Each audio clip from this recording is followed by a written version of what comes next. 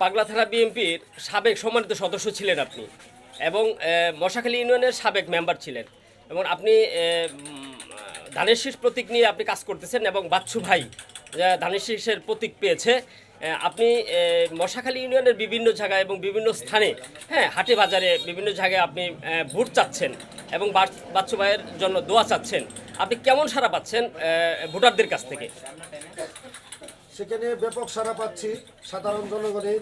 এখানে দোকানদার, দিনমজুর এবং অটো রিক্সাওয়ালা, খেটে খাওয়া মানুষ, কৃষক এবং এই সকল শ্রেণীর মানুষের কাছ থেকে ব্যাপক সাড়া পাচ্ছি। তারা একটা কথাই বলছে যা জনাব আখতারুজ্জামান বাচ্চু সাহেব দক্ষিণ গোবরগঞ্জের সন্তান, সে একজন শিক্ষিত, মার্জিত এবং ঢাকা ইউনিভার্সিটির একজন ছাত্র, ইংলিশে মাস্টার্স করা।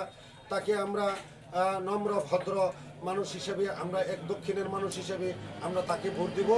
আর দলীয় লোকজন যারা আছে, যারা বিএনপি করে, তারা তো ৬-৭টি গ্রুপে বিভক্ত ছিল। এখন তাদের বক্তব্য হলো যে আমরা কোনো ব্যক্তি চিনি না, ব্যক্তির চেতে দল বড়, দলের চেতে দেশ বড়। আমরা ব্যক্তির ঊর্ধ্বে থেকে আমরা বাংলাদেশ জাতীয়তাবাদী দল বিএনপির প্রতীক ধানের শীষ, খালেদা জিয়ার প্রতীক ধানের শীষ, জিয়া রহমানের প্রতীক ধানের শীষ, তারেক রহমানের প্রতীক ধানের শীষ। আমরা ঠিক এই ধানের শীষের বাইরে যাওয়ার আমাদের কোনো সুযোগ নাই। আমরা ধানের শীষ যেখানে আছে আমরা সেখানে আছি।